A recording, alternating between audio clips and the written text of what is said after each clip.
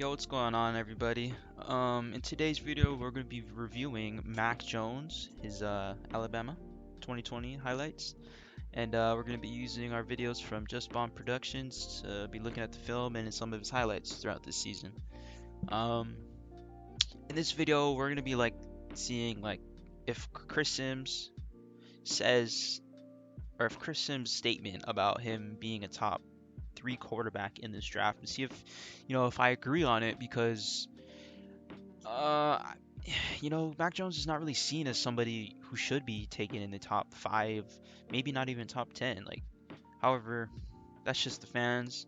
Fans always want Justin Fields, Trey Lance, me including, but let's just give it a shot. Okay, 6'3", 217, junior, Mac Jones.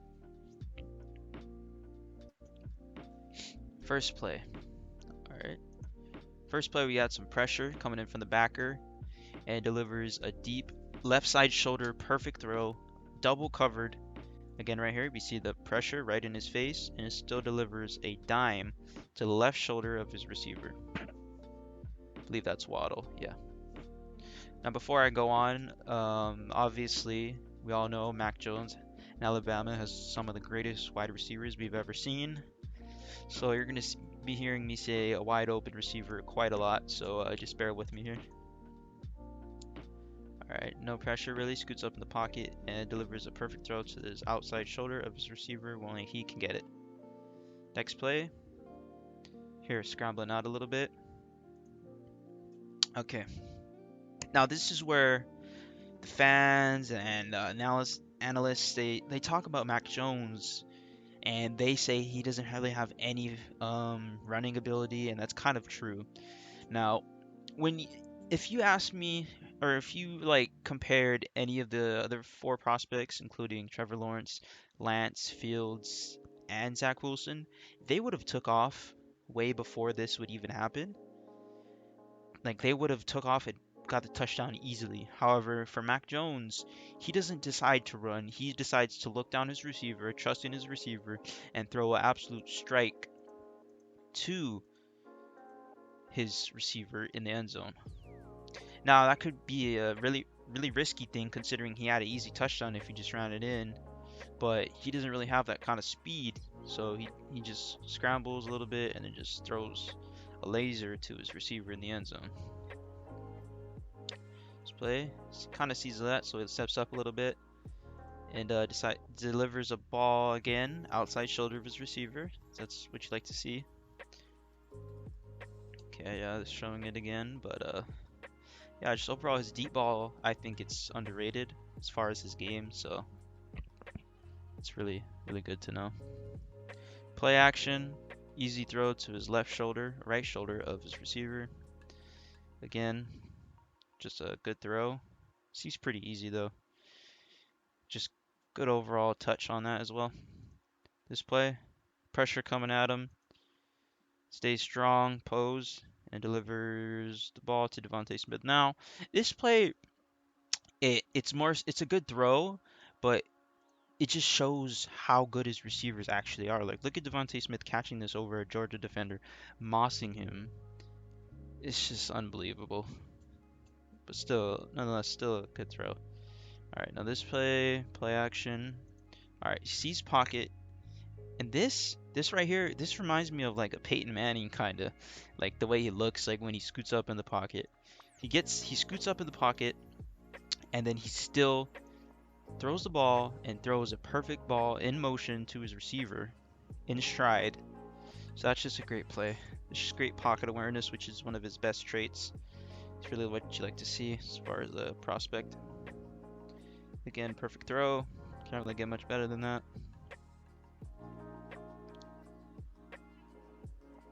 Alright, red zone again. Play action. Again. Devontae Smith mossing his defender. But still a good throw nonetheless. But it's hard to say that Mac Jones wouldn't be the same, or would be the same without his receivers. Deep ball, perfect throw, shoulder of his receiver. Now, I don't know what kind of defense Georgia was playing on this play, but still a good throw, even though he had a little bit of pressure. Still good. Play action, pump fake, deep ball, wide open, Devontae Smith. I mean, you can't really throw it much better than this, but you also can't get as much wide open as receiver on this, so take it for what you will. All right, this play he scrambles out and delivers a bomb to his receiver next to the pylon. Now this is where I kind of think that Kyle Shanahan likes him because he is scrambling. We've seen this Jimmy Garoppolo make these kind of throws 2017 and 2019, those 2 years, where he just scrambles and he just delivers a strike to his guy. Now, Jimmy Garoppolo, when he's hurt, he can't do that. So that's why I kind of think like Mac Jones is someone that Kyle Shanahan probably likes just because of his anticipation and his just ability to throw, make all throws, and probably just throw every throw that he wants him to make as far as his offense goes. Because Kyle, he likes to mix it up. His offense is really complex. So yeah, this one is just easy slant throw.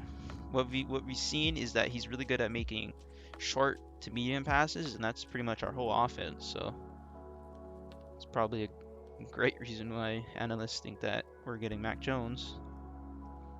Pressure in his face, linebacker, and catches him, throws him in stride. All right, let's look at this again. Untouched linebacker, stays posed strong, takes a hit and delivers to the outside receiver shoulder again. All right, now this play, again, wide open, Devontae Smith. Now this could have went in the outside shoulder a little bit more in the NFL, just because it's kind of like underthrown. Like I feel like NFL DBs, they would have like picked that off, but it's okay. Play action, easy throw to his tight end. That's a pretty simple play, but still got the ball off. All right, got some pretty good pressure. Deep ball, Devontae Smith. He's just a crazy dynamic duo they got going on over there. But yeah, still, nonetheless, great ball, good throw, in stride, touchdown. All right, pump fake, deep ball again, wide open, Jalen Waddle. Again, I say that like every play so far, but his receivers are always wide open, in stride. It's crazy. All right, let's see the next play. Play action, deep ball, LSU. Oh, that's still a good throw. In stride again. And yeah, Devontae Smith just killing it. A little bit of pressure, but still delivers a strike nonetheless. This play, okay, this is the play I believe where this is his best kind of play that Mac Jones could really make, because he shows his anticipation on this. His ball is already out of his hands before his receiver even finishes his route.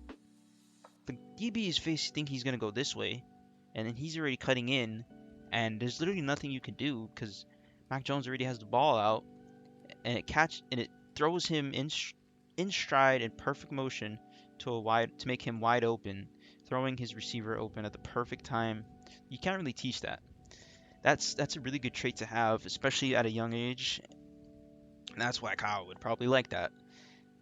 This play we see him showing some mobility, able to throw it out on the run. This was kind of a risky pass though, but let's rewind that. Let's play that in slow motion a little bit. So we see him. He sees the pocket right here. He sees the pocket. Give it a couple seconds. Sees the pocket's kind of closing in on him a little bit, and he just decides to jog up a little bit, run to his right on the run, and deliver a ball to his outside shoulder of his receiver.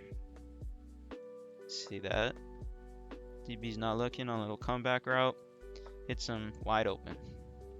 That was probably maybe the best play besides the one of his anticipation, but that's still a great play nonetheless. Pressure in his right side face, delivers a strike to his receiver Jalen Waddle. Now this one's very, very underrated, I think, because the play with Waddle is originally a streak. However, he knows the pressure's right here, so he decides to throw it like a post route, causing his receiver to go as a post instead of a streak. And he catches him in motion. That just shows you how great his arm was and power it was. Another deep ball right here. In stride, Devontae Smith. I think his deep ball is pretty good. I think it's top. One of the top in this draft. Alright, simple play. Deep ball again, wide open. Yeah, I'm pretty sure that's it. I believe. Yeah, okay. So, pros of Mac Jones is that he's good at anticipation. Like this play over here. Sorry. The play where anticipation, where I was talking about how he stepped up in the pocket and then threw it before his receiver could even turn. I just think his anticipation alone could get him a job in the NFL. But yeah, this play right here, sorry. This play right here where it just shows his anticipation, ball out before receiver breaks his route. I think that's his best trait. And if he can have that at a young age, I think he'll be successful. But yeah, that's probably his best trait. Now his second best trait, in my opinion, is his feet. He moves up in the pocket. He knows when to move in the pocket and when not to. Like this play right here, two people coming right at him, yet he knows this and he scoots up in the pocket, stays safe and believes in his tackle and his tight end to block this, and then he just delivers a dart in stride to his receiver. Those are his top two traits. However, I just think his cons are like what everybody says. Not his ability to throw and decision making, rather his decision or his ability not to run and not to have that leave a fear in these defenders' minds that, oh, Mac Jones, he might run for a 20-yard run. I better be careful. That is gonna them not having that fear allows defenses and defense coordinators to play around that. They can send more heat because they know he's not going to be able to break sacks or run away from pressure that often. And they know not to set a spy because look at this right here. He has enough room to take an angle right here and get a touchdown, yet he doesn't have the ability to do that because he's not as fast.